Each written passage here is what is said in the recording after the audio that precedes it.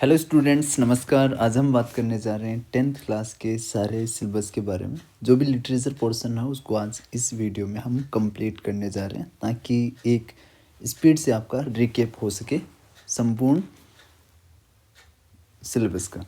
तो अपनी सबसे पहले अपन स्टार्ट करने वाले हैं पोएम पोर्शन को।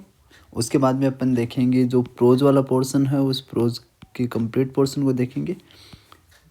अपनी दोनों बुक है फर्स्ट फ्लाइट के जितने भी चैप्टर्स हैं उन सारे चैप्टर्स का ओवरव्यू देखेंगे और साथ साथ में अपने फुटप्रिंट्स विदाउट फीट जो है उसके बारे में भी सारे चैप्टर्स अपन आज डिस्कस करेंगे। तो सबसे इम्पोर्टेंट चीज़ जो आप नोट कर सकते हैं बिफोर एग्ज़ाम वो है इसकी थीम और इसके मैसेज।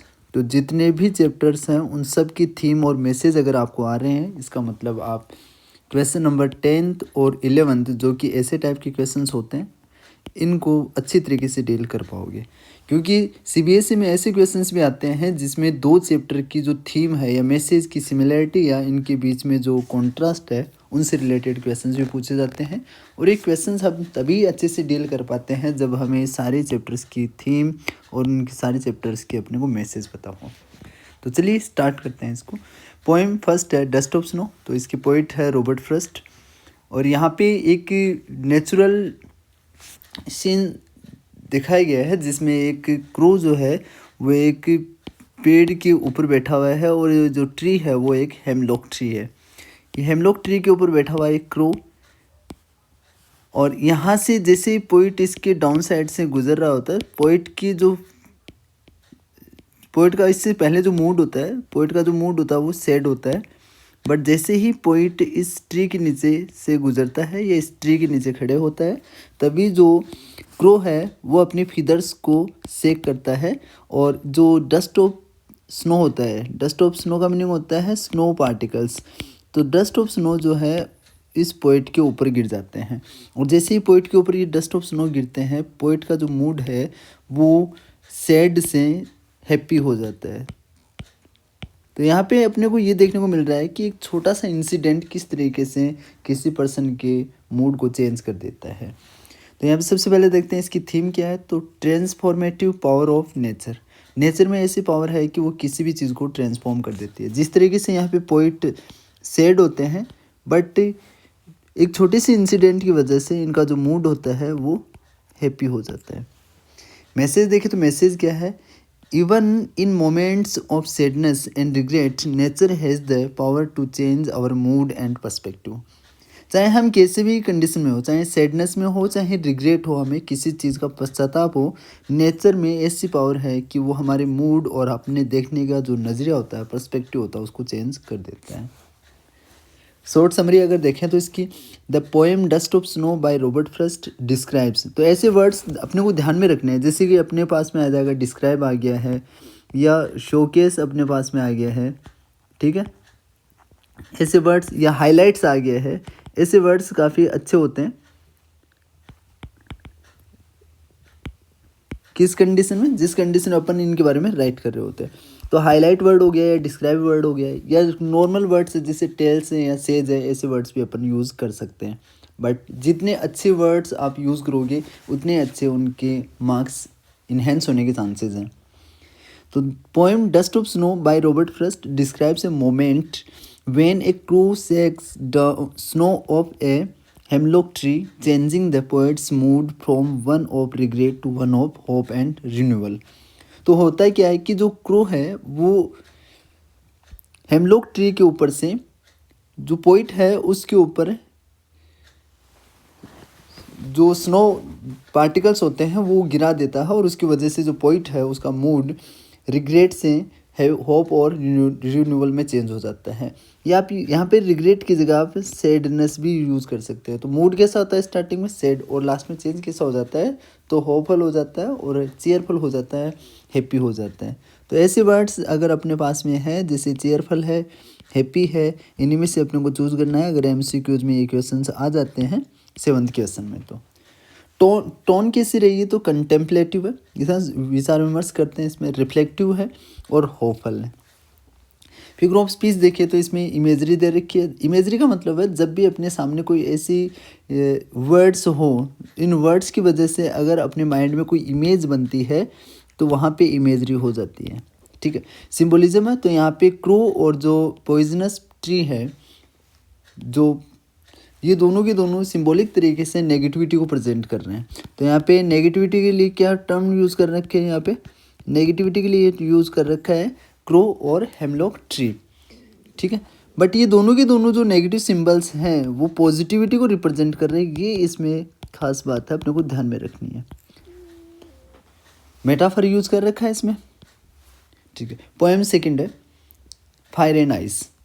इसमें जो रॉबर्ट फ्रॉस्ट है वो फायर और आइस को सिंबॉलिक तरीके से रिप्रेजेंट कर रहे हैं। यहाँ पे फायर और आइस जो है वो पैसन और हेटर्ड को रिप्रेजेंट करते हैं। फायर किस चीज़ को रिप्रेजेंट कर रहे हैं यहाँ पे, पैसन। पैसन का मीनिंग है डिज़ायर, है ना, एक्सेसिव डिज़ायर की वजह से। या आइस, आइस का मीनिंग दे रखा है यहाँ पे हेटर्ड, नफरत की वजह से ये दुनिया समाप्त हो सकती है। पेरिस का मीनिंग दे रखा है डाई। थीम क्या है, the destructive power of desire and hate. यहाँ पे देखना दो चीज़ें देख रखी है। पोएम जो फर्स्ट है उस पोएम फर्स्ट में यहाँ पे बता रखा है कि transformative power of nature, nature में किसी भी सिचुएशन को ट्रांसफॉर्म करने की पावर होती है, नेगेटिविटी टू पॉजिटिविटी में ले जाने की पावर होती है। बट यहाँ की जस्ट अपोजिट है, यहाँ पे नेचर की उस पावर को शो कर रखा है जो डिस्ट्रक्टिव है, ठीक है। तो जो नेचर कंस्ट्रक्टिव हो सकती है वो नेचर डिस्ट्रक्टिव भी हो सकती है। दोनों पोएम्स की जो थीम है उनमें कॉन्ट्रास्ट है, ये चीज़ ध्यान रखना है। मैसेज क्या देना चाहते हैं, मैसेज ये है कि बोथ पैशन एंड हेटेड have the power to destroy the world. जो पैशन होता है, पैशन का मीनिंग यहाँ पे क्या लिखोगे आप, डिज़ायर। डिज़ायर और जो हेटेड होती है, जो नफरत होती है, इन दोनों में ऐसी पावर होती है कि वर्ल्ड को ये डिस्ट्रॉय कर देती है। तो इसका मतलब ये नहीं है कि हमें हेट और हमें डिज़ायर बहुत ज़्यादा रखनी चाहिए। इसका मतलब ये है कि इनकी एक्सेसिव अमाउंट जो है वो किसी भी सिचुएशन को डिस्ट्रॉय कर सकती है। इसका मीनिंग ये समझ सकते हैं कि जो मैसेज दे रहे हैं वो ये है कि we should keep desire and हेटेड under control to preserve the world. दुनिया को बचाए रखने के लिए डिज़ायर और हेटेड दोनों को हमें अंडर कंट्रोल रखना चाहिए, या उनका हमें सेंस होना चाहिए, इसका नॉलेज हमें होना चाहिए। शॉर्ट समरी में देखें तो the poem fire and ice by Robert Frost explores the idea that the world could end in either fire symbolizing passion और आइस सिम्बोलाइजिंग हेटेड।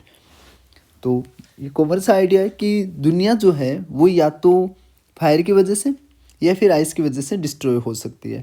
यहाँ पे फायर का सिंबॉलिक मीनिंग है पैसन यानी कि डिज़ायर, और आइस का जो सिंबॉलिक मीनिंग है वो hated. The speaker initially suggests that desire and passion would be the more destructive force. वो ये बताने की कोशिश कर रहे हैं कि चाहे पैसन हो चाहे अपने सामने डिज़ायर हो, ये काफ़ी डिस्ट्रक्टिव हो सकता है। बट देन एक्नोलेज, इसके बाद में एक्सेप्ट भी करते हैं that hated and ice could also bring about destruction. तो पहले तो बात कर रहे हैं कि दुनिया को समाप्त करने के लिए अकेली डिज़ायर ही काफ़ी है। फिर वो थोड़े रिडिकुलसली बोलते हैं कि अगर मान लो डिज़ायर से दुनिया समाप्त हो गई है और इस दुनिया को सेकेंड टाइम पे अपने को डिस्ट्रॉय करना हो तो उसके लिए हेटेड जो है, जो नफ़रत है, वो भी सफिशिएंट है। Ultimately the poem presents a bleak and ominous vision of the world's potential demise. Last में वर्ल्ड किस तरीके से डिमाइज हो सकता है, किस तरीके से समाप्त हो सकता है, उसकी एक ओमिनस विजन यहाँ पे दे रखा है। ओमिनस का मीनिंग होता है जो अशुभ हो। टोन कैसी है इसकी, तो कंटेम्पलेटिव है, रिफ्लेक्टिव और ओमिनस है, ये ध्यान रखना है। यहाँ पे ओमिनस जो वर्ड है ये रिप्रेजेंट कर रही है। फिगर ऑफ स्पीच में देखें तो सिंबोलिज्म है, इसमें मेटाफर हो और इमेजरी है। इमेजरी सिंबोलिज्म का मीनिंग होता है सिंबॉलिक तरीके से किसी चीज़ को रिप्रेजेंट करना। जैसे यहाँ पे आइस का जो सिंबॉलिक मीनिंग है वो क्या है, हेटेड है, और जो फायर है, इस फायर का जो सिंबॉलिक मीनिंग वो क्या हो गया, वो हो गया है डिज़ायर। नेक्स्ट पोएम थर्ड है ए टाइगर इन द जू। काफ़ी पॉपुलर पोएम है और इससे क्वेश्चंस पूछे जाने के चांसेस अच्छे हैं, तो इस पोएम को आप अच्छे से देख के जाना। यहाँ पे इस पोएम में लेज़ली नॉरिस जो है वो बताने की कोशिश कर रहे हैं कि किस तरीके से जो एनिमल्स होते हैं वो एक तो उनका जो नेचुरल स्टेट होता है नेचुरल वे में, नेचुरल हैबिटेट का मतलब क्या हो जाएगा, फॉरेस्ट इनके सेंस में, और एक इनको जू में रखा जाता है। तो इन दोनों सिचुएशंस में जो टाइगर होता है वो किस तरीके से फील करता है, तो दो स्टेट बता रखी है एक एनिमल की, टाइगर की, जिसमें नेचुरल वे में वो किस तरीके से ग्रो करता है और जू में उसके सामने कौन कौन सी प्रॉब्लम्स है जिसे वो फेस कर रहा है। थीम है इसकी द कन्फाइनमेंट, कन्फाइनमेंट मीन्स होता है prison, and loss of freedom of wild animals in zoos and the contrast between their natural and captive habitat. यहाँ पे दो थीम देख सकते हैं अपन। एक थीम तो ये होगी कि confinement and loss of freedom of wild animals in zoos, zoo में जैसे एनिमल्स जाते हैं तो उनकी फ्रीडम का लॉस हो जाता है और वो कन्फाइनमेंट में रहने लग जाते हैं। सेकंड ये भी बता रखा है कि किस तरीके से एनिमल्स अपने नेचुरल हैबिटेट और कैप्टिव हैबिटेट में कॉन्ट्रास्टिव वे में नज़र आते हैं। मैसेज क्या दे रखा है, the poem highlights the sadness and loss of freedom that animals experience in zoos. जिस तरीके से एनिमल्स को जू में रख दिया जाता है उसके टाइम पे जो एनिमल्स होते हैं वो लॉस ऑफ फ्रीडम और जो सैडनेस है उसको एक्सपीरियंस करते हैं। तो किस तरीके से उनकी सिंपैथेटिक या मान सकते हैं पैथेटिक सिचुएशन में यहाँ पे रिप्रेजेंट कर रखा है। शॉर्ट समरी में देखें तो the poem describes a tiger's life in zoo contrasting it with its natural habitat in the jungle. तो जू में और फॉरेस्ट में इन दोनों में डिफरेंस क्या हो सकता है एक एनिमल के लिए, तो जू में देखेंगे तो ये रहने की जो जगह है वो लिमिटेड हो गई है इसके लिए, तो लिमिटेड स्पेस है इसके लिए, और यहाँ पे जो अपनी डिज़ायर होती है उसको वह एक्सप्रेस नहीं कर पाता है। ठीक है, अपनी जो पावर है वो पावर को भी यूटिलाइज नहीं कर पाता है इस कंडीशन में। बट अगर ये ही जानवर अगर फॉरेस्ट में होता है तो फॉरेस्ट में इसकी कंडीशन कैसी रहेगी, ये फॉरेस्ट में अपनी जो पावर है उसको एक्सरसाइज कर सकता है। जैसे इसमें शो कर रखा है किस तरीके से वो जो विलेजर्स होते हैं उनको टेरराइज कर सकता है, अपनी जो डिज़ायर होती है उसको वो अच्छी तरीके से एग्जीक्यूट कर सकता है। उसकी जो पावर है वो यहाँ पे शो होती है अपने को जैसे वो फॉरेस्ट में जाता है। बट ये सारी चीज़ें कहाँ पे नहीं हो पाती है, जब वो जू में चला जाता है। तो जू और जो फॉरेस्ट है उन दोनों की मिड में जो डिफरेंस क्रिएट कर रखा है और इसकी वजह से जो टाइगर है वह अपनी लाइफ को वैसे नहीं जी पाता है जिस तरीके से उसे जीना चाहिए एक फॉरेस्ट में। टोन इसकी मेलेंक्लिक है, मेलेंक्लिक मीन्स होता है सोरोफल, तो दुखी है बेचारा तो सोरोफल होगी इसकी। रिफ्लेक्टिव है, वो सोचते रहता है इसके बारे में। सिंपैथेटिक है, तो यहाँ पे दो टोन है ये याद रखना है, एक तो मेलेंक्लिक और एक सिंपैथेटिक है। तो सिंपैथी होती है हमें एनिमल को देख कर, अगर जू में देखेंगे तो उसको। फिगर ऑफ स्पीच इसमें देखें तो इमेजरी है, मेटाफर है और रिपीटेशन है। रिपीटेशन में सेम वर्ड को रिपीट किया जाता है बार बार। ये भी ध्यान रखें, अगर एक ही वर्ड या एक ही फ्रेज दूसरी लाइन की स्टार्टिंग में रिपीट हो जाती है तो वहाँ पे एक फिगर ऑफ स्पीच आता है जिसको बोलते हैं अपन एनाफोरा। ठीक है, जैसा कि अपनी फर्स्ट वाली पोएम में है, some say the world will end in fire some say in ice. तो उस सेकंड पोएम में some say the world will end in fire some say in ice. तो यहाँ पे सम से और सम से ये रिपीटिंग वर्ड्स हैं, रिपीट हो रहे हैं, और ये चैप्टर के जो लाइन्स हैं उनकी स्टार्टिंग में दे रखे हैं। ठीक है, नेक्स्ट पोएम अपनी how to tell wild animals. ये जो पोएम है काफ़ी ह्यूमरस है। इसको राइट करने वाले कैरोलिन वेल्स। थीम इसकी है the humorous and satirical portrayal of the absurd and dangerous ways to identify wild animals. यहाँ पे सटायरिकल और ह्यूमरस तरीके से काफ़ी एब्सर्ड और डेंजरस वेज बता रखे हैं कि वाइल्ड एनिमल्स को कैसे आइडेंटिफाई किया जा सकता है। रियलिटी में ऐसा है कि ये जो एनिमल्स हैं, वाइल्ड एनिमल्स हैं जिनके बारे में यहाँ पे बात कर रखी है, वो काफ़ी डेंजरस होते हैं, तो इनसे अवेयर रहना चाहिए। तो यहाँ पे मैसेज देखते हैं क्या इसका। द पोएम प्लेफुली, प्लेफुल का मीनिंग होता है ह्यूमरसली, है ना, joyfully, wants readers about the dangers of wild animals. यहाँ पे जो रीडर्स हैं उनको इन वाइल्ड एनिमल्स के डेंजर के बारे में बता रहे हैं कि कितने खतरनाक हो सकते हैं, and the importance of being cautious when encountering them. जब ये सामने आ जाते हैं तो उस टाइम पे हमें कोशिश रहना चाहिए, अपने को सावधान रहना चाहिए, अलर्ट रहना चाहिए। तो बेसिकली पोएम ये बताने की कोशिश कर रही है कि ये जो काफ़ी डेंजरस एनिमल्स होते हैं उनसे हमें अवेयर रहना चाहिए, है ना। शॉर्ट समरी देखें तो the poem provides humorous and satirical advice on how to identify various wild animals such as lions, tigers, leopards, bears, crocodiles and chameleons. तो इन एनिमल्स के बारे में बात करें कि स्टेंजाज में अगर आप देखोगे तो उनको आराम से समझ जाओगे तुम। टोन कैसी है इसकी, तो ह्यूमरस है, टोन सटायरिकल है और प्लेफुल है। लास्ट ईयर क्वेश्चन पूछा गया था 2024 में कि इस जो पोएम है एक स्टेंजा दे रखा था और उसमें से इसकी टोन कैसी है, तो इसकी टोन है प्लेफुल। नेक्स्ट है फिगर ऑफ स्पीच देखें तो इसमें हाइपरबली यूज़ कर रखा है, अंडरस्टेटमेंट भी है कहीं ना। आयरनी, आयरनी का मीनिंग होता है जब आप एक्सपेक्ट करते हो कि कुछ होगा बट एक्सपेक्टेड जो चीज़ें होती है इसके अगर अपोजिट कोई चीज़ होती है तो उसको अपन आयरनी ऑफ दिस सिचुएशन बोलते हैं। वर्ड प्ले, वर्ड के साथ में खेल रहे हैं अपन इसमें। तो एक तो आयरनी का ध्यान रखना है, एक हाइपरबली का ध्यान रखना है इसमें।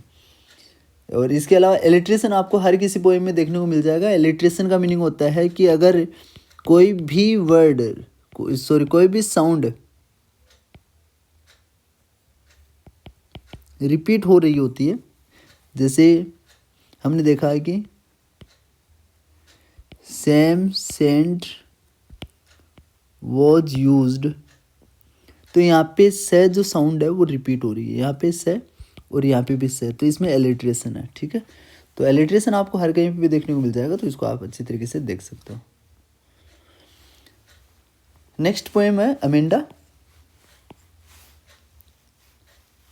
तो बेसिकली एक ऐसी टीनेजर की स्टोरी है इसमें जो कि अपने पेरेंट्स की कंटिन्यूस नेगिंग की वजह से परेशान है, या उसे ऐसा लगता है कि पेरेंट्स को उसे कुछ फ्रीडम देनी चाहिए। थीम है इसमें the struggle for independence and individuality in the face of parental control and criticism. Parents के कंट्रोल और क्रिटिसिज्म से इसे इंडिपेंडेंस चाहिए, फ्रीडम चाहिए और अपनी खुद की पहचान अलग होती है, इस बात को भी वो देखने की कोशिश करें। साथ साथ में अपन ये से भी देख सकते हैं कि यहाँ पे जो गर्ल है वो प्राइवेसी सीकिंग है। मैसेज क्या है, the poem highlights the tension between parents expectations and children's desire for autonomy and self expression. यहाँ पे कॉन्ट्रास्ट शो कर रखा है कि पेरेंट्स कुछ और चाहते हैं और जो चिल्ड्रन होते हैं उनकी एक्सपेक्टेशंस कुछ और होती है। पेरेंट्स की एक्सपेक्टेशंस कुछ और होती है और बच्चों की जो डिज़ायर होती है, चिल्ड्रन की जो डिज़ायर होती है वो दोनों अलग अलग होती है। और अगर दोनों अलग अलग हो जाती है तो किस तरीके की टेंशन क्रिएट हो जाती है, इस पोएम में वो एक्सप्लेन कर रखा है। अगर दोनों की एक्सपेक्टेशन सेम होती है तो वहाँ पे प्रॉब्लम क्रिएट नहीं होती है, बट इस पोएम में ऐसा दे रखा है। और जो गर्ल है अमेंडा वो रियलिटी से कहीं ना कहीं दूर होने की कोशिश करती है। टोन इसकी एग्जेस्परेटेड है, क्रिटिकल है, रेस्ट्रिक्टिव है, कॉन्ट्रास्टिंग है विद। और ये तो जो एग्जेस्परेटेड है, क्रिटिकल, रेस्ट्रिक्टिव और कॉन्ट्रास्टिंग, ये रेस्ट्रिक्टिव, ये तो जो टोन है वो है अमेंडा की मदर की। तो अमेंडा की मदर की टोन अलग रहेगी, उसकी जो स्टेंजाज है, और अमेंडा उसकी टोन अलग है, उसकी जो टोन रहेगी वो इमेजिनेटिव और केयर फ्री है, अपनी इमेजिनेशन में रहती है वो। फिगर ऑफ स्पीच देखिए तो इसमें इमेजरी है, फैंटेसी, फैंटेसी में जो इमेजिनेशन में खोए रहते हैं। आयरनी है, एक्सपेक्टेड है, जो उसकी मदर एक्सपेक्ट करती है उससे जस्ट अपोजिट बिहेव करने की कोशिश करती है वो। स्ट्रीम ऑफ कॉन्शियसनेस, इसको आप छोड़ सकते हो। वैसे स्ट्रीम ऑफ कॉन्शियसनेस वो होता है जिसमें पर्सन अपने ख्यालों में खो जाता है या अपने पास्ट की कोई भी मेमोरीज होते हैं उसमें खो जाता है। और यहाँ पे जो गर्ल है वो अपनी मेमोरीज में खोई रहती है, वो अपनी इमेजिनेशन में खोई रहती है। कभी वो ऑर्फन बनना चाहती है, तो कभी वो मरमेड बनना चाहती है, तो कभी वो रेपंजल बनना चाहती है। शॉर्ट समरी देखें तो the poem explores Amanda's inner world where she escapes the constant criticism and restriction of her parents through fantasies of being a mermaid, an orphan and Rapunzel। लड़की जो कंटिन्यूस जो नेगिंग या criticism है या जो instructions है अपनी mother के, उसकी वजह से अपने आप को या तो वो मरमेड की तरह देखना चाहती है, या वो ऑर्फन हो जाना चाहती है, या फिर वो रपंजल की तरह बन जाना चाहती है, जहाँ पे वो एक टावर में चली जाए और कंटिन्यूसली उस टावर में रहे, जहाँ पे उसको सेरेनिटी मिले और कामनेस मिले। तो लड़की चाहती क्या है, तो वो काम चाहती है, ठीक है। तो इसके चारों ओर क्या होना चाहिए, कामनेस होना चाहिए, शांति होनी चाहिए, या सेरेनिटी होनी चाहिए। सेरेनिटी मीन्स क्या होता है, कंप्लीट साइलेंस। तो साइलेंस के लिए अपने पेरेंट्स से दूर होना चाहती है। और पेरेंट्स से दूर होने का दो रीज़न हो सकते हैं, या तो इसमें देखा हमने वो प्राइवेसी की डिज़ायर रखती है, वो एक रीज़न हो सकता है, या वो इंडिपेंडेंटली सोचना चाहती है कि वो उसके खुद के थॉट्स हो, उसके खुद के एक्शंस हो, वो इंडिविजुअलिटी के लिए फाइट कर रही है। वो चाहती है कि उसकी डिज़ायर के अकॉर्डिंग वो एक्शंस कर पाए। नेक्स्ट पोएम है द ट्रीज। यहाँ पे ट्रीज जो है वो दो तरीके से इसको समझा जा सकता है। एक तो ये सिंबॉलिक तरीके से समझी जा सकती है, जिसमें गर्ल्स है या जो वीमेन है उस सोसाइटी में उनकी अपनी सूटेबल प्लेस के लिए फाइट करती है सोसाइटी से। और दूसरा इसको ट्रीज के सेंस में ही समझा जा सकता है, जिस तरीके से इसका लिटरल मीनिंग है। पोइट है इसकी एड्रिन रिच, थीम है इसकी longing for freedom and the escape from confinement. जिस तरीके से टाइगर इन द जू वाला जो पोएम है और ये पोएम है, इन दोनों में थीम की सिमिलरिटी है। लॉन्गिंग मीन्स होता है डिज़ायर, डिज़ायर किसके लिए, फ्रीडम के लिए। जो ट्रीज़ हैं वो फ्री होना चाहते हैं पोटेड प्लांट्स से। जिस तरीके से जो एंड्रिन रिच है उसके घर पे ये सारे के सारे ट्रीज़ हमें देखने को मिल रहे हैं। और जैसे ये ट्रीज़ अपनी इंडिविजुअलिटी के लिए अपने घर से बाहर निकलते हैं, तो उनके नेचुरल प्लेस में ये इस्टेब्लिश हो जाते हैं पोएम के एंड तक। तो इनका जो नेचुरल प्लेस है, वो नेचुरल प्लेस तो क्या है, फॉरेस्ट, बट इनको रखा कहाँ पे जाता है, इनको हाउस में रखा जाता है। तो ये किस चीज़ की डिमांड रखते हैं, फ्रीडम की। और ये एस्केप कर जाते हैं कहाँ से, कन्फाइनमेंट से। मैसेज इस पोएम में, the poem highlights the tension between the confinement of domestic life and the freedom of nature, suggesting that the natural world can break free from its constraints. तो यहाँ पे वही बात है कि टेंशन है कि कन्फाइनमेंट है किस चीज़ का, डोमेस्टिक लाइफ का। यहाँ पे ये जो बात बता रखी है वो वीमेन के सेंस में बता रखी है, ठीक है। तो इसका जो सिंबॉलिक मीनिंग है वो सिंबॉलिक मीनिंग है कि वीमेन जो है वो सोसाइटी में अपने प्लेस के लिए फाइट करती है। इनको कन्फाइन किया गया है 4 वॉल्स के अंदर, और वो उनसे बाहर निकल कर अपनी लाइफ को अपनी डिज़ायर के अकॉर्डिंग लीड करना चाहते हैं। टोन इसकी मिस्टीरियस है, इंट्रोस्पेक्टिव है, ये ज़्यादा अच्छा रहेगा अपने लिए। इंट्रोस्पेक्टिव है और अनसेटलिंग है, मतलब सेटल नहीं हो पाते हैं एक प्लेस पे, तो दूसरे अपनी जो डिज़ायरस प्लेस है उस पर जाने की कोशिश करते हैं। यहाँ पे मेटाफर है, पर्सोनिफिकेशन है, तो ट्रीज़ को यहाँ पे पर्सोनिफाई कर रखा है। The poem describes a magical scene, यहाँ पे मैजिकल सीन शो कर रखा है, where trees inside a house move out into the forest, transforming the empty landscape and reclaiming their place space in nature.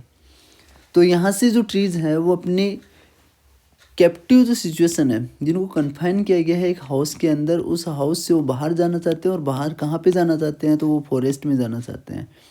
तो forest जो उनका natural place है वहाँ पे जाना चाहते हैं। और कहाँ से, जो हाउस है उससे। हाउस अगर है तो इसका मीनिंग इसके 4 दीवारी है, 4 वॉल्स है, और इसी के अंदर इनको कैप्टिवेट कर रखा है। तो कैप्टिविटी में रहते हैं। यहाँ पे इंडिपेंडेंट नहीं है, डिपेंडेंट होते हैं अपने नरिशमेंट के लिए या अपने केयर के लिए। वैसे ही जो वीमेन होती है सोसाइटी में, वो भी अगर हाउस में रहेगी तो वो डिपेंडेंट रहेंगी मेल डोमिनेंस की। बट अगर वो अपनी सोसाइटी में जाती है और अपनी जो लाइफ अपने अकॉर्डिंग लीड करती है, तो सिचुएशन उनके लिए उनके फेवर में रहती है। नेक्स्ट पोएम है अपनी फोग। फोग को राइट करने वाले हैं कार्ल सेनबर्ग। थीम है इसकी the subtle and stealthy presence of nature, या तो ऐसे राइट करते हैं अपन, या इससे भी अच्छी जो पोएम जिसकी जो थीम है वो है द पावर ऑफ नेचर सटल्टी। सटल्टी का मतलब होता है स्मॉल थिंग, है ना। या फिर ये देखो थर्ड वाली, the gentle presence of the unknown, है ना। अननोन की जगह आप यहाँ पे नेचर लिखोगे तो और अच्छा लगेगा। ये नेचर की प्रेजेंस के बारे में बता रखा है। और जेंटल प्रेजेंस है क्योंकि फॉग जब आती है तो जेंटली आती है। सेरेनिटी ऑफ नेचर्स अराइवल, ये भी एक अच्छी थीम है जो कि इन थीम में से सबसे इम्पोर्टेंट लग रही है अपने को। तो द सेरेनिटी, सेरेनिटी मीन्स होता है कामनेस, शांति। तो सेरेनिटी ऑफ नेचर्स अराइवल, या तो ये थीम आप राइट करें या फिर ये राइट कर दें, the subtle and stealthy presence of nature. Tone इसकी काम है, जेंटल है, इवोकेटिव है। मैसेज क्या रहा इसका? Poem conveys the idea that the fog's arrival is a peaceful and serene event. ये शांति से किया जाता है ना, कंप्लीट शांति के साथ में इवेंट हो जाता है। Using imagery and metaphor to create a sense of stillness and quiet contemplation. तो यहाँ पे शांति से मनन करने वाली बातें बता रखी है इसमें। शॉर्ट समरी देखें इसकी तो, the poem uses a metaphor to compare the fog to a cat. तो यहाँ पे फोग को केट से कंपेयर कर रखा है। जिस तरीके से केट स्लोली आती है वैसे ही फोग भी साइलेंटली आती है। Highlighting its quiet and stealthy movement as it settles over the harbour and city, है ना। इस चीज़ को रिप्रेजेंट है, ये शांति से आती है बिना किसी मूवमेंट के, और ये हार्बर और सिटी पे आके सेटल हो जाती है। The folks gentle invasion creates a sense of calmness and serenity. जैसे इन्विजन होता है इस फोग का तो चारों ओर शांति और सेरेनिटी छा जाती है। Enveloping the urban landscape in A soothing mist, और जो अर्बन लैंडस्केप होता है उसको मिस्ट में ढक लेती है ये। सूदिंग मीन्स होता है relaxing. The poem's imagery and symbolism evoke a sense of wonder and awe. यहाँ पे सिम्बोलिज्म जो है वो वंडर रिप्रेजेंट कर रहे हैं, क्योंकि वंडर किस चीज़ से है, क्योंकि जनरली जो नेचुरल जो फिनोमिनन्स होते हैं वो साइलेंट नहीं होते हैं, बट ये जस्ट कॉन्ट्रास्टिंग है उसके। Inviting the readers to contemplate the beauty of nature subtle presence. यहाँ पे जो रीडर है वो अप्रिसिएटिव हो जाता है नेचर की प्रेजेंस को देखकर। नेक्स्ट है the tale of Custard the dragon. यहाँ पे जो टेल है ये कहानी जो है कस्टर्ड द ड्रैगन की, ये कहानी इस चीज़ को रिप्रेजेंट करती है कि कई बार जो कावर्डिस जो लोग होते हैं समय आने पर वो प्रूव कर देते हैं कि वो कावर्डिस नहीं होते हैं। इस बात को हम ऐसे भी समझ सकते हैं कि जो ब्रेव लोग होते हैं, बहादुर लोग होते हैं, वो शो ऑफ नहीं करते अपनी ब्रेवरी का, वो जब टाइम आता है तो उस ब्रेवरी को शो करते हैं। जैसा कि इस पोएम में देखने को मिलेगा, जहाँ पे बिलिंडा अपने एनिमल्स के साथ में रहती है और वो जो ड्रैगन है जिसका नाम है कस्टर्ड, उसको कंटिन्यूसली वो ने करते रहते हैं, उसको क्रिटिसाइज करते रहते हैं, बट वो किसी भी एनिमल को रिस्पोंड नहीं करता है। उसको नेगेटिव कहा जाता है, फिर भी वो नेगेटिविटी को अवॉइड करते हुए अपनी लाइफ को लीड कर रहा होता है और उन सब से एक सेफ डिस्टेंस बनाकर रखने की कोशिश करता है। बट जैसे ही पायरेट आता है, ये जो एनिमल्स होते हैं, रिमेनिंग एनिमल्स होते हैं, या जो इनकी जो ओनर होती है बिलिंडा, ये सब डर जाते हैं। बट कस्टर्ड जो है वो ब्रेवरी के साथ में आता है और जो पायरेट है उसको नष्ट कर देता है, उसे मार डालता है, खा जाता है उसे। पोइट इसके नोगडनेस थीम क्या है इसकी? The unexpected discovery of inner bravery and courage in the face of adversity. जब भी एडवर्स सिचुएशन आती है तो उस टाइम पे इनर ब्रेवरी और करेज है उसकी डिस्कवरी हो जाती है। ये अनएक्सपेक्टेड वे में होती है, तो यहाँ पे देखने को मिलेगा, अपनी आयरनी भी देखने को मिलेगी। टोन जो उसकी light hearted, touch of irony and surprise, ये आयरनी है इसमें सरप्राइज के साथ में, तो सरप्राइजिंग हो सकती है टोन इसकी, लाइट हार्टेड नॉर्मल सी। मैसेज जो है, the poem suggests that even the most unlikely individuals can surprise us with their bravery and courage and that true bravery can manifest in unexpected ways. Poem ये represent करती है कि जो individuals, जो भी एनिमल्स या ह्यूमन बीइंग्स हैं, वो अपनी ब्रेवरी और अपनी करेज को शो करके लोगों को सरप्राइज कर सकते हैं जब हम ऐसा एक्सपेक्ट करते हैं कि इसमें कोई ब्रेवरी वाली बातें नहीं है।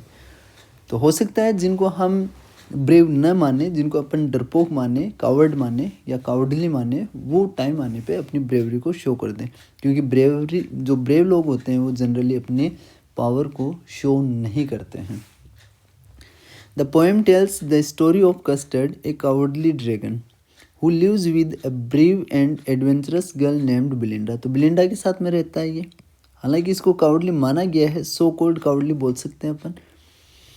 एंड हर पेट्स, तो बिलिंडा और उसके पेट्स के साथ में रहता है। Despite his cowardly nature, custard surprisingly shows bravery when faces with a pirate. हालांकि इसको कावर्डली माना जाता है, ध्यान रखें कावर्ड जो होता है वो नाउन होता है और कावर्डली यहाँ पे एडजेक्टिव है, ठीक है। बट जैसे ही पायरेट का सामना होता है तो वो सभी लोगों को सरप्राइज कर देता है, सभी जो एनिमल्स होते हैं और जो बिलिंडा होती है उन सबको वो सरप्राइज कर देता है। Saving the day and earning the admiration of his friends, वो सभी को बचा लेता है और सारे के सारे उसके जो फ्रेंड्स हैं वो तारीफ करने लग जाते हैं कुछ समय के लिए। The poem uses humour and irony to highlight the unexpected discovery of inner bravery and courage in the face of adversity. यहाँ पे ह्यूमर और आयरनी भी यूज़ कर रखी है ये शो करने के लिए कि जो ब्रेवरी है और जो करेज है वो अनएक्सपेक्टेड तरीके से भी डिस्कवर किया जा सकता है। Through Custard's transformation the poem also explores the idea that bravery can manifest in unexpected ways and that even the most unlikely individuals can surprise us with their courage। यहाँ पे ये भी शो करने की कोशिश की गई है कि जिन इंडिविजुअल्स को अपन मानते हैं कि वो कावर्ड है, डरपोक है, उनके सामने भी वो सरप्राइज कर सकते हैं किसी भी पर्सन को अपनी ब्रेवरी और करेज में जब समय आता है या एडवर्स सिचुएशन आती है उस टाइम पे। नेक्स्ट पोएम है अपनी for any Gregory. Any Gregory जो पोएम है वो यहाँ पे रिलीजियस मैसेज देने वाली पोएम है जी। इसके जो पोइट है वो है विलियम बटलर यीट्स, इसको WB यीट्स भी बोल सकते हैं आप शॉर्ट में। थीम्स है इसकी the tension between superficial attraction and genuine love. तो यहाँ पे जो बातें हो रही है, जो लड़की है एनी ग्रेगरी उसको लगता है कि जो ट्रू लव है वो आउटर ब्यूटी में आउटर ब्यूटी में होता है और पर्सन जो है वो दूसरे पर्सन को देखकर लव कर सकते हैं। बट WB यीट्स उसे काउंटर आर्ग्यूमेंट देते हैं कि इस दुनिया में कोई भी ऐसा पर्सन नहीं है जो आपसे ट्रूली लव करता है। एक रिलीजियस पर्सन का रेफरेंस देते हुए बताते हैं कि उन्होंने अपने टेक्स्ट में, अपनी रिलीजियस बुक में ये बताया है कि ओनली गॉड ही हमें हमारी जो जैसी भी सिचुएशन होती है या हम जैसे भी हैं उनसे लव कर सकता है। इसका मीनिंग उन्होंने ये इस चीज़ को रिप्रेजेंट करने की कोशिश की है कि only the god can love us whatever we possess and whatever we have. The fleeting nature of physical beauty, और ये भी बता रखा है कि जो फिजिकल ब्यूटी है वो उसका फ्लीटिंग नेचर होता है, वो कभी ना कभी वेनिस हो ही जाती है। The search of true and unconditional love, और यहाँ पे अपन देखेंगे ट्रू और अनकंडीशनल जो लव है वो यहाँ पे गॉड के द्वारा ही रिप्रेजेंट किया जा सकता है। सोचने वाली बात है इसमें। तो कंटेम्पलेटिव टोन है और इंट्रोस्पेक्टिव है, खुद के बारे में मनन करने वाली है, और एक अच्छी टोन है इसमें फिलोसॉफिकल। अगर आपके पास में फिलोसॉफिकल, इंट्रोस्पेक्टिव और कंटेम्पलेटिव तीनों आती हैं तो फिलोसॉफिकल की तरफ जाएंगे अपन। मैसेज इसका, the poem suggest that human attraction is often influenced by physical appearance. जो ह्यूमन अट्रैक्शन होता है वो जनरली फिजिकल अपीयरेंस को देख के हो जाता है। And that it's a rare and perhaps impossible feat to love someone solely for who they are beyond their external qualities. और लगभग ये इम्पॉसिबल है कि हम किसी पर्सन से उनकी जो एक्सटर्नल क्वालिटीज़ होती है उनके बियॉन्ड हम लव कर पाएँ, क्योंकि ऐसा करने वाला केवल और केवल गॉड ही होता है। शॉर्ट समरी देखें तो the poem presents A conversation between young man and a young woman. तो यहाँ पे एक यंग मैन, यहाँ पे जो लड़की है एनी ग्रेगरी है उसके बीच में और एक यंग मैन के बीच में कन्वर्सेशन हो रहा है any Gregory about the nature of love and attraction. और किसके बारे में कन्वर्सेशन हो रहा है यहाँ पे? तो नेचर ऑफ लव और अट्रैक्शन के बारे में। The young man suggest that men are drawn to Annie's yellow hair. Man the young man जो है वो ये सजेस्ट करता है एनी ग्रेगरी को कि जो लोग तुम्हारी तरफ अट्रैक्ट हो रहे हैं वो तुम्हारे येलो हेयर की वजह से हो रहे हैं। यहाँ पे येलो हेयर सिंबॉलिक तरीके से यूज कर रखे हो उसके आउटर ब्यूटी को, फिजिकल ब्यूटी को, and that it's impossible to love her for her self alone. और ऐसा कोई पर्सन नहीं है कि जो उसे केवल उसके लिए लव कर सके, है ना, बिना उसकी फिजिकल ब्यूटी को ध्यान में रखे हुए।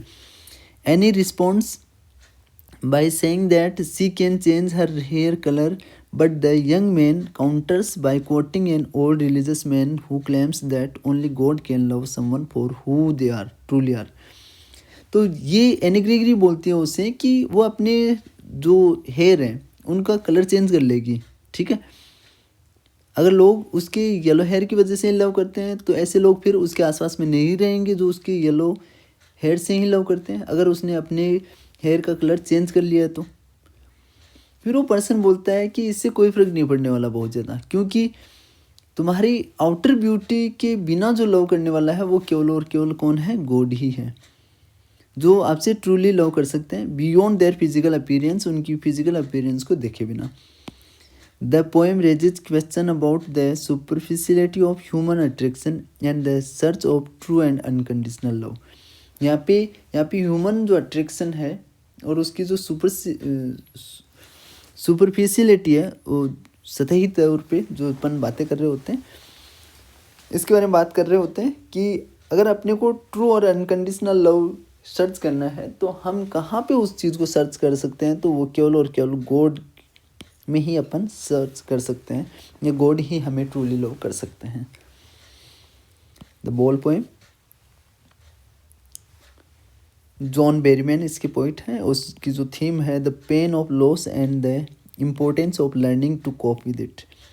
ये किस तरीके से जो लॉस होता है उसका पेन सहन किया जाता है और किस तरीके से जो लॉस हो जाता है इसको अपन डील करते हैं अपनी लाइफ में।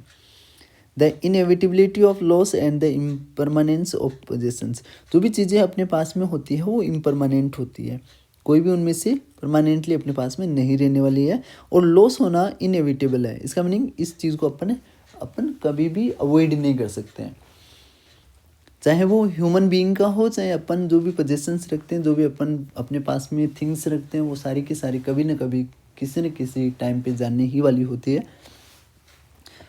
टोन इसकी रिफ्लेक्टिव है, एम्पैथेटिक है, मेलैंकलिक है। जब बच्चा उस बॉल को खो देता है उस टाइम पे वो मेलैंकलिक हो जाता है। और टच ऑफ विजडम, तो यहाँ पे जो पोइट है वो विजडम को रिप्रेजेंट कर रहे हैं। मैसेज देखेंगे इसकी। The poem suggest that loss is an inevitable part of life. Poem ये सजेस्ट करती है कि जो लॉस है वो इनएविटेबल पार्ट है लाइफ का। इसका मीनिंग लाइफ से लॉस को अवॉइड नहीं किया जा सकता है, and that learning to cope with it is an essential part of growing up. और अगर हमें बढ़ना है तो इसके लिए नेसेसरी है कि हम इसको कोप विद करें, इसको डील करें, एंड टेकिंग रिस्पॉन्सिबिलिटी, और अपनी अपनी रिस्पॉन्सिबिलिटी समझें हम। शॉर्ट समरी देखें तो इसकी, the poem explores the emotions of a young boy who has lost his ball. तो यहाँ पे बॉय की इमोशंस को एक्सप्लोर करने की बात कर रहे हैं स्टार्टिंग स्टेंजाज में, जिसकी बॉल खो जाती है हार्बर के पास में। And the poets reflection on the significance of this loss, और पोएट का रिफ्लेक्शन भी इसमें रिप्रेजेंट कर रखा है कि इस लॉस का क्या इम्पोर्टेंस हो सकता है बॉय के लिए। The poet suggest that the boy is learning A valuable lesson. यहाँ पे पोएट सजेस्ट करता है कि जो बॉय है वो एक वैल्यूएबल लेसन लर्न कर रहा है अपनी लाइफ का, about the impermanence of possessions जो उसके पास में है उनकी इम्परमानेंस को लेकर, कि वो हमेशा कभी ना कभी तो वो खोएंगे ही, and the importance of coping with loss. और यहाँ पे सबसे इम्पोर्टेंट चीज़ है ये है कि चीज़ें आती है और चीज़ें जाती है, बट जो वाइज है वो वाइज पर्सन वही है जो लॉस को डील कर लेता है। The poem raises questions about the nature of loss and how it affects us. इस चीज़ को रिप्रेजेंट कर रही है किस तरीके से लॉस हमें अफेक्ट करता है, and offers A poignant reflection on the human experience, और ह्यूमन एक्सपीरियंस के एक पॉइग्नेंट रिफ्लेक्शन को इसमें रिप्रेजेंट कर रखा है। तो ये थी हमारी पोएम जो हमने डिस्कस की है। तो नेक्स्ट वाली वीडियो में अपन देखेंगे कि किस तरीके से अपन नेक्स्ट वाले चैप्टर्स को समझ सकते हैं।